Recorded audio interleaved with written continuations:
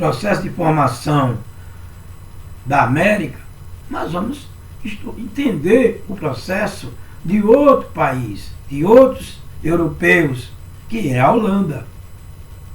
A Holanda vai invadir o Brasil. A Holanda vai construir aqui um domínio aqui no Brasil.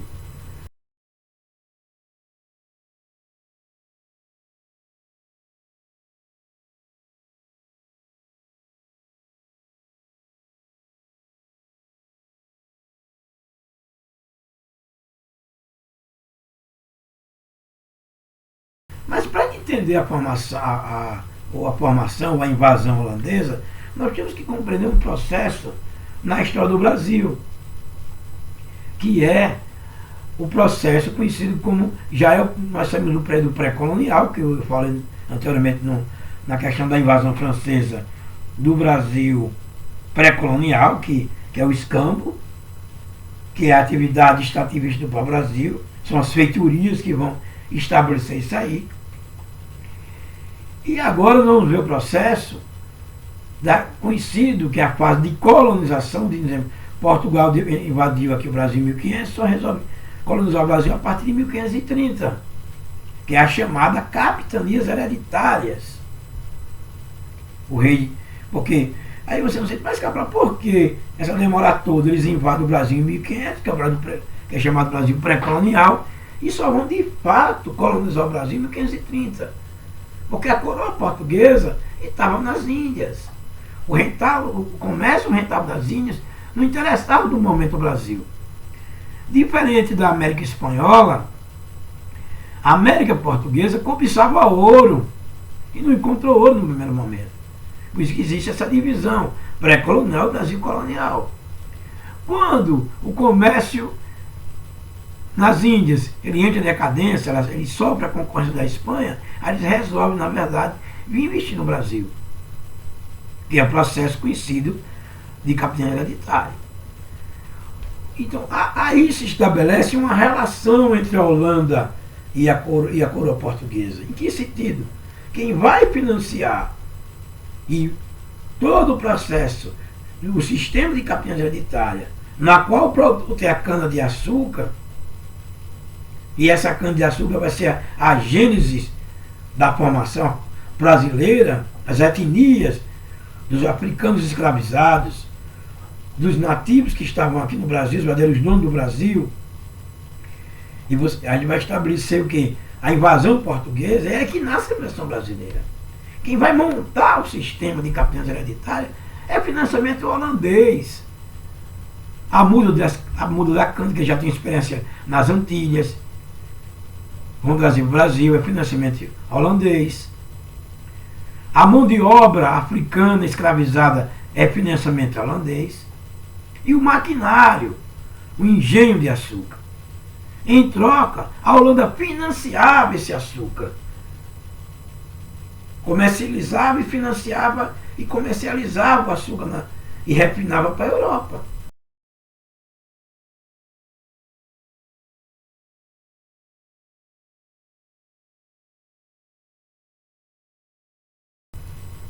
Então, quem bancou, quem empreendeu esse sistema de que a economia holandesa, eram os judeus holandeses que criou esse empreendimento no Brasil. O que é que vai causar a ruptura e qual o motivo dos holandeses invadirem o Brasil? Esse processo é conhecido como Guerra do Açúcar. O que culminou é que houve um processo histórico conhecido como União Ibérica. Houve uma crise de sucessão em Portugal. Dom Sebastião, que era um cruzadista, era o rei de Portugal, ele foi morto na guerra com a Saquibi. Com a morte dele, há um processo sucessório, há uma crise na sucessão. Como vocês sabem, uma monarquia, o poder é passar de pai para filho, um poder hereditário, entre toda uma dinastia, toda uma família. E não tinha sucessor. Dom Afonso morreu também. E o rei da Espanha era parente da família real portuguesa, era um primo da família real portuguesa. Numa frase, Filipe II, que era o rei de Portugal, eu herdei e conquistei. E a partir dessa crise sucessória, o rei da Espanha, Filipe II, passa a ser o rei de Portugal, simultaneamente o rei da Espanha. Aí vamos dizer, o que é que tem a ver essa sucessão com a invasão holandesa? Porque a Holanda estava um empreendimento aqui, do refino e da comercialização do açúcar na Europa, porque o açúcar era um produto altamente importante e lucrativo, era uma espécie lucrativa para a Europa.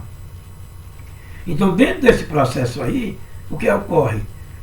A Espanha era inimigo da Holanda, porque a Holanda pertencia ao domínio espanhol e a Holanda tinha se libertado. E Filipe II não permite que a Holanda comercialize esse processo aqui, que mantenha esse empreendimento, na qual eles tinham investido. Fecha, bloqueia essa comercialização e essa exportação de açúcar que os holandeses faziam para a Europa. A partir desse processo, os holandeses criam a Companhia das Índias Ocidentais e iniciam a invasão. Eles não tinham interesse em dominar inicialmente o Brasil, de invadir o Brasil. Eles estavam interessados no empreendimento que eles tinham investido, altamente lucrativo, que era a produção da cana-de-açúcar. Aí eles resolvem invadir o Brasil. Há dois processos importantíssimos aí, duas invasões. 1611, 12 aproximadamente, eles dominam a Bahia. A Bahia era a capital, era a cidade mais importante do ponto de vista econômico do açúcar, era o centro administrativo colonial aqui no Brasil. Não logram êxito, eles são rechaçados pelas tropas espanholas na cidade de Salvador, que hoje é a Bahia. No segundo momento, a partir de 1730, é o processo de dominação holandesa. Vão ficar de 1730 a 1654. É o Brasil holandês no Nordeste. Eles dominam a capitania de Pernambuco, na qual hoje nós somos a parte sul, na qual hoje nós somos Alagoas independente. Eles dominam na figura de Maurício de Nassau. O que eles iam estabelecer? Eles queriam manter o comércio que eles tinham financiado, o investimento que eles tinham feito.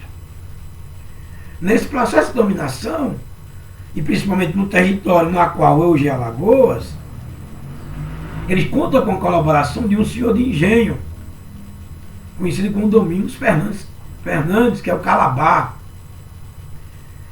O processo Calabar, ele opta pela dominação holandesa, que era mais rentável para o comércio de açúcar. Porque existiam na parte sul de Alagoas, que hoje é a cidade de Porto Calvo, Porto de Pedra, aquela região ali, 3 engenhos importantes: Escurial, Benusal e Morro. Então era mais rentável o negócio com os holandeses do que os próprios portugueses. E ele facilita. Calabar invade Barra Grande e Maragogi, pelo rio Manguaba. Ele chega na região que hoje se chama de Porto Calvo, que era Vila de Bom Sucesso, e estabelece a dominação holandesa no Nordeste brasileiro, que é o Brasil. Você sabe que não existia o resto do país, o Brasil era o Nordeste. Né? A partir da invasão de Iguaraçu para aí, então ele domina, é uma processo de dominação holandesa aqui. O que eles queriam? Estabelecer e manter o que eles tinham investido. Vão ter, claro, reações de Marquês de Albuquerque contra a presença holandesa, vão ter guerras, combates entre tropas espanholas e as tropas holandesas, nesse processo aí.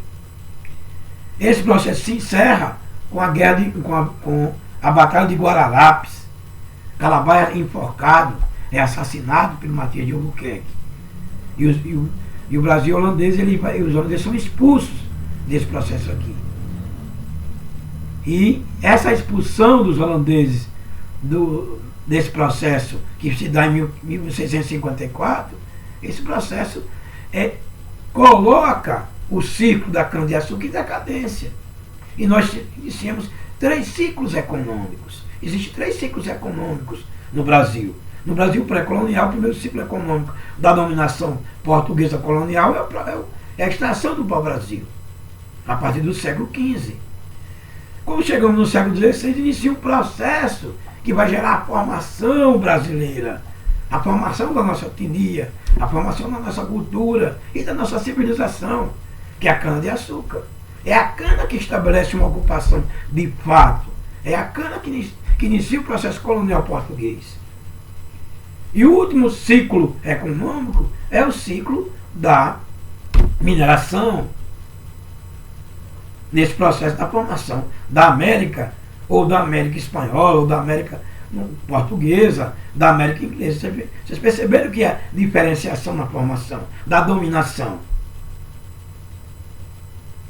desses colonizadores, invasores, né? Porque na verdade se pergunta o que foi o genocídio. O que é o genocídio? É a dominação, a escravização, a destruição de populações inteiras, de povos indígenas que ocupavam o longo do litoral brasileiro, a escravização africana aqui. Foi dessa forma que foi realizado esse processo.